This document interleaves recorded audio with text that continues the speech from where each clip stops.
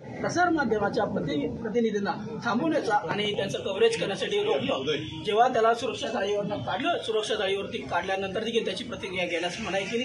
त्याला तात्काळ हॉस्पिटलमध्ये नेण्याची गरज होती, मात्र तसं न करता प्रथम त्याला पोलिसांच्या कक्षामध्ये नेलं, त्याला आतमध्ये दमदाटी केली। त्याचं देखील कव्हरेज करण्यापासून पोलिसांनी रोखलेलं आहे। तिथे पोलीस आयुक्त आले, मात्र पोलीस आयुक्तांनी कुठलेही उत्तर दिले नाही। आता इथे आपण पुन्हा इथे डीसीपी आले। डीसीपी साहेब, तुम्ही उत्तर दिले पाहिजे। तुमच्या पोलिसांनी पत्रकारांना मारहाण केलेली आहे, कॅमेराला देखील मारहाण केलेली आहे, त्याचा काही तुम्ही जबाब देणार की नाही, त्याची काही नोंद तुम्ही घेणार की नाही?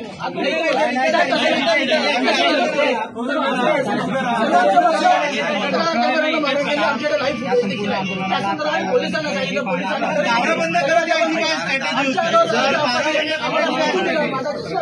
मला तिथे त्याच्या सर्व पुरावे आहेत, व्हिडिओ फुटेज।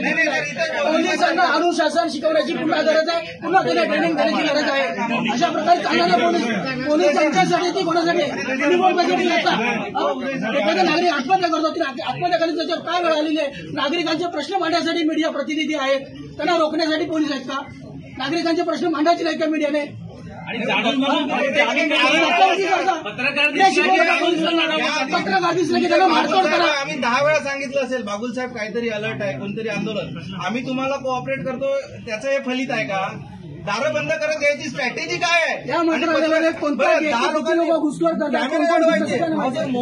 मोबाईलचे तर कॅमेरे ऑन आहे ना, कारण काय बाबा? धक्काबुक्की का करत आले पोलीस?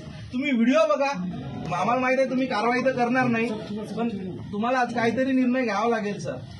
आणि आत्ताच नाही, नेहमीच आहे ना। आणि प्रत्येक गेटवर पत्रकारांची जाणून बुजून असं बघितलं जातं। सगळ्या पत्रकारांची तक्रार आहे। पत्रकार म्हटलं की त्याचा आयकार 4 वेळा बघणार, त्यांच्या औषधाची म्हणजे पत्रकारांना आतमध्ये भरण्यासाठी सोडून दिलं जातं का? त्यांच्या बीपीच्या आहेत, त्यांच्या शुगरच्या गोळ्या चालू आहेत, त्या देखील गोळ्या काढून घेतल्या जातात। आयकार बघायला 2-3 मिनिटं लागतात। पोलीस उघडपूर आहे तुमच्याकडे,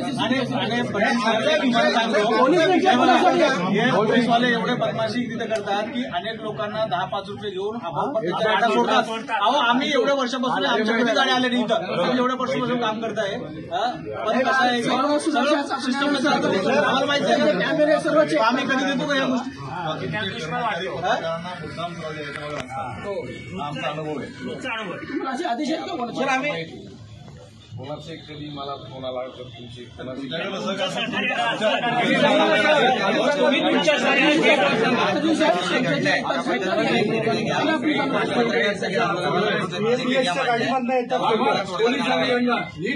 ₹500 घेतल्याशिवाय घेऊन आत पाठवतात।